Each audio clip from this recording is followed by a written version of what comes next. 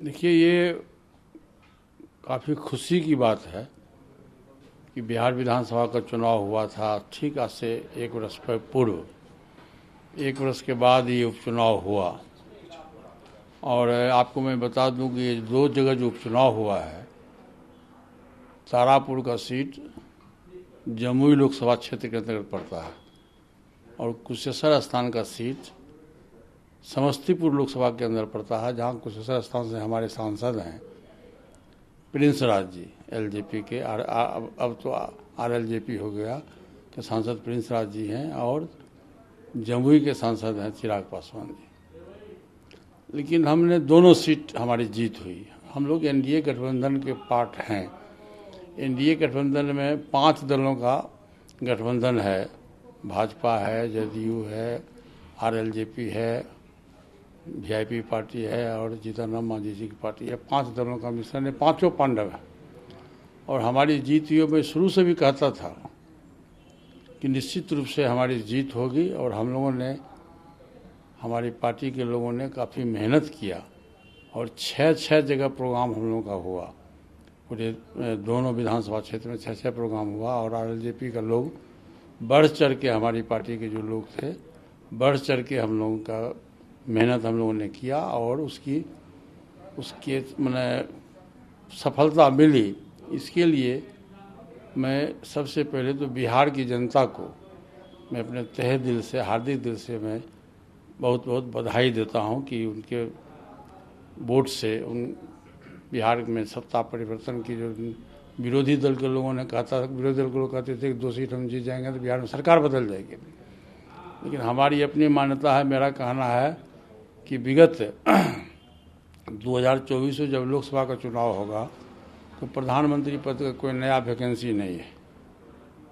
Present में जो माननीय हमारे परम आदरणीय प्रधानमंत्री श्री नरेंद्र मोदी जी हैं, 2024 में अजय बहुमत से फिर वही दोबारा देश के प्रधानमंत्री बनेंगे। और 2025 में जब विधानसभा का चुनाव होगा, बिहार विधानसभा का, तो फिर बिहार में जो लोकप्रिय नेता हैं आदरणीय श्री नीतीश कुमार जी, उन्हीं के नेतृत्व में पुनः सरकार बनेगी। इसलिए न तो प्रधानमंत्री पद का वैकेंसी है और न मुख्यमंत्री पद का वैकेंसी है। और ये विपक्ष के लोग जो हैं वो दूर दूर तक कहीं भी कंटेस्ट में नहीं है। आप सेंट्रल की राजनीति देख रहे हैं कि राहुल गांधी जी की क्या स्थिति है, और बिहार की आप आज स्थिति देख लीजिए। जो गठबंधन था, कांग्रेस का जो गठबंधन था आरजेडी से, आज से लगभग मैं समझता हूँ 20-22 वर्ष पहले आरजेडी और कांग्रेस का गठबंधन था, वो गठबंधन टूट गया। मज स्वार्थ के चलते गठबंधन टूट गया। कांग्रेस अलग फेंका गया, आरजेडी के लोग अलग फेंका गए और आरजेडी में भी घर में मतभेद हो गया। तेजस्वी मैं बता रहा हूँ, तेजस्वी यादव जी और तेज प्रताप जी दोनों सहोदर भाई हैं, लेकिन दोनों में मतभेद है। तेजस्वी यादव आरजेडी की प्रचार कर रहे थे तो तेज प्रताप यादव कांग्रेस की प्रचार कर रहे थे। अब जहाँ तक लालू जी का आपने प्रश्न किया, तो अब लालू जी देश के नेता तो जरूर हैं, इसमें हम दो राय नहीं है, लेकिन अब वो अधिक उम्र दराज हो गए, काफ़ी बीमारी से परेशान रहते हैं और परिवार की लड़ाई से भी परेशान रहते हैं।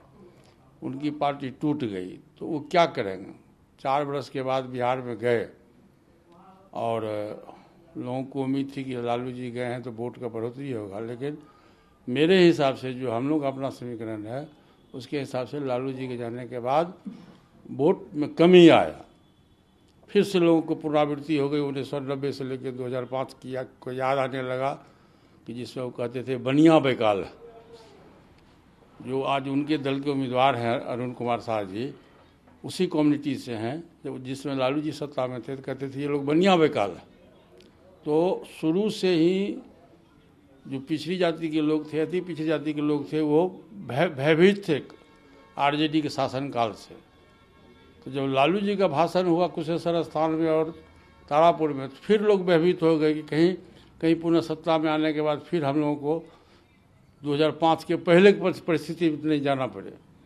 तो इसलिए लालू जी के चुनाव प्रचार में जाने से आरजेडी को फायदा नहीं हुआ, मेरे हिसाब से आरजेडी को घाटा हुआ। और ये जो रिजल्ट हुआ है माननीय प्रधानमंत्री जी के द्वारा, जो पूरे देश में विकास की बात वो करते हैं और विकास किए भी हैं। और माननीय नीतीश कुमार जी एकमात्र नेता हैं बिहार के जिसको पूरा देश जानता है कि विकास पुरुष है। और हमारी जो समझदारी है उसके हिसाब से नीतीश जी की नीति और नीयत दोनों बिल्कुल साफ है। उनकी नीति भी साफ है और नीयत भी साफ है। उनका नीयत बिल्कुल साफ है। वो चाहते हैं कि बिहार का रियल में विकास हो। जिस नेता का नीयत साफ होगा तो निश्चित रूप से उस स्टेट का कल्याण होगा, विकास होगा। और आप देखिए ये 16वां वर्ष है नीतीश जी का बिहार में मुख्यमंत्री बनने हुए। आप 16 वर्ष के अंदर में देखिए बिजली कभी देखने को नहीं मिलता था। बिजली के लिए लोग ललायित रहता था कि बिजली आए तो लोग कहता था भगवान आ गया। आज बिजली गांव में भी, सुदूर देहात में भी भारत सरकार के प्रयास से और बिहार सरकार के प्रयास से 24 घंटा में 22 घंटा बिजली उपलब्ध है। शहरी क्षेत्र में 24 घंटा में 24 घंटा उपलब्ध है। किसान परिवार के, गरीब परिवार के जो लोग थे अपने बच्चे को, बेटी को स्कूल नहीं भेजते थे लॉ एंड ऑर्डर के डर से। साधन की कमी थी। माननीय नीतीश कुमार जी ने कहा कि नहीं, चाहे गरीब हो अमीर हो सबका बच्चा पढ़ेगा, सबकी बेटी पढ़ेगी। उन्होंने साइकिल की व्यवस्था किया बच्चों को स्कूल जाने के लिए, पोशाक की व्यवस्था किया, उन्होंने किताब की व्यवस्था किया। और जिस बच्चे का अच्छा रिजल्ट हुआ उसको उन्होंने अलग से छात्रवृत्ति भी दी। आज पूरा बिहार देखिए, रोड की मामला ले लीजिए तो रोड में पूरा बिहार अभी 1 नंबर में है। घर घर रोड हो गया। एक सवाल इसलिए बनता है आपसे कि चूंकि आप बहुत नजदीक से जानते हैं पार्टी का, कई सालों तक वास्ता, चिराग की पार्टी की स्थिति कैसी रही इस बाईपोल में? देखिए एलजेपी का तो माननीय पासवान जी संस्थापक थे, राष्ट्रीय अध्यक्ष भी थे। और 28 नवंबर 2000 ईस्वी को लोक जनशक्ति पार्टी की स्थापना हुई थी। उस समय से मैं आज तक उस पार्टी का मैं करता धरता रहा हूँ और मैं बहुत नज़दीक से जानता हूँ। और मेरे ही द्वारा बिहार में लोक जनशक्ति पार्टी का संगठन किया गया, उसमें मैं प्रदेश का अध्यक्ष हुआ करता था। आज मैं अधिक विवाद में मैं नहीं जाऊँगा, लेकिन बिहार की जनता ने चिराग पासवान जी को नकार दिया। आज से साल भर पहले जो चुनाव हुआ था उसमें तारापुर में लोक जनशक्ति पार्टी के उम्मीदवार को 12,500 वोट आया था और कुशेश्वर स्थान में 13,500 वोट आया था। आज वो स्थिति नहीं रही, जबकि उन्होंने काफ़ी मेहनत किया। घर घर वो गए, बरसात में भीगते हुए गए, हेलीकॉप्टर से गए, पैदल गए, पदयात्रा किए, सब काफ़ी मेहनत उन्होंने किया। फिर भी 5,000 में सिमट गए। उनकी कैंडिडेट की जमानत जब्त हो गई। वजह क्या है? वजह तो आप ये उनसे पूछिएगा। हम तो अपनी पार्टी के बारे में बताएंगे कि हमारे लंबा समय है। नहीं, अब तो हमारे साथ वो नहीं है। अब हमारे दल के बारे में पूछिए तो मैं आपको बता दूंगा उनके दल में क्या कमी हुई है। ये तो उनसे आप पूछिए। उनको पश्चाताप करना भी चाहिए और खोजना चाहिए कि कहाँ उनमें कमी हुई है जो आज उनकी पार्टी बिहार में किसी लायक नहीं रहा।